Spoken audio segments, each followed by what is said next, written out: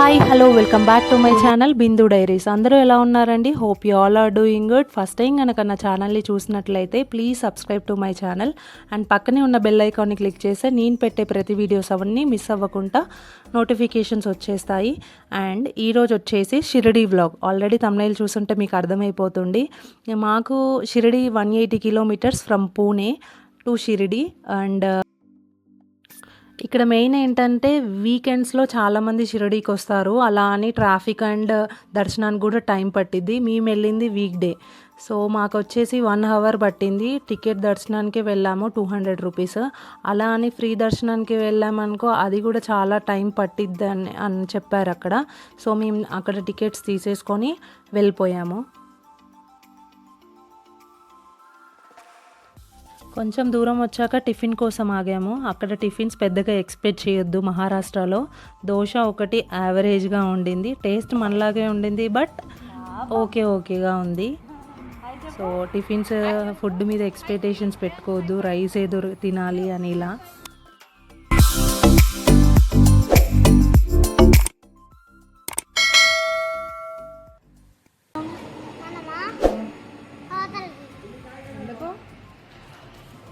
టూర్కి పోతున్నాం చెప్పు మనం.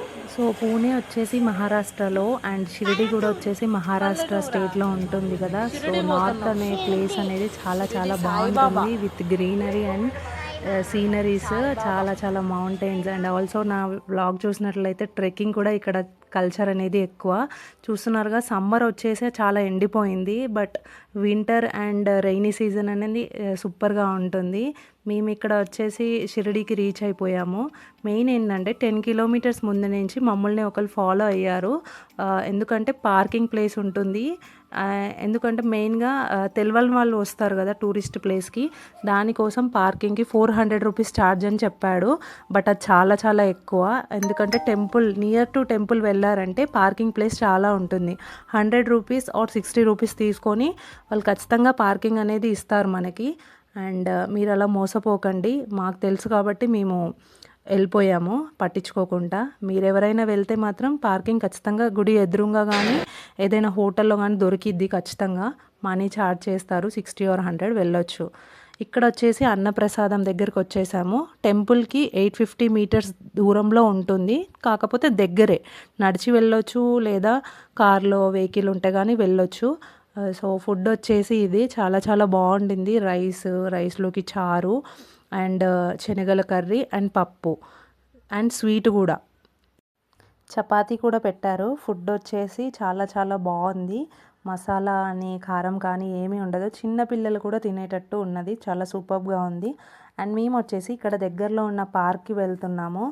ఇక్కడ సాయిబాబా వచ్చేసి వాటర్ పోస్తున్నట్టు ఉంటుంది. ఇక్కడికి వచ్చేసి కొంచెం ఫోటోలు దిగి కొన్ని వీడియోలు తీసేసుకొని నెక్స్ట్ వచ్చేసి మేము పంచముఖి వినాయక టెంపుల్కి వెళ్ళాము. ఇది ఫేమస్ టెంపుల్, షిరిడీలో ఉంటుంది. దాదాపు అందరికీ తెలియదు ఇది. మెయిన్ అక్కడ ఏంటంటే కోరికలు నెరవేరుతాయి. ఎందుకంటే పంచముఖి అంటే 5 తలకాయలు అనేది పంచముఖి దేవుడు ఉంటాడు, వినాయకుడు.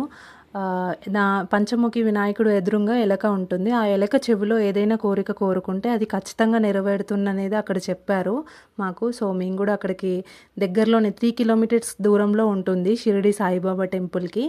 అక్కడికి వెళ్ళి దర్శనం చేసేసుకొని మళ్ళీ రిటర్న్ శంషింగ్నాపూర్ వచ్చేసాము. ఈ వ్లాగ్ చాలా లెంతీ అయిందని నెక్స్ట్ వ్లాగ్లో యాడ్ చేస్తున్నాను, శంషింగ్నాపూర్ వ్లాగ్. ఈ వ్లాగ్ కనుక నచ్చినట్లయితే లైక్ చేయండి, షేర్ చేయండి, కామెంట్ చేయండి.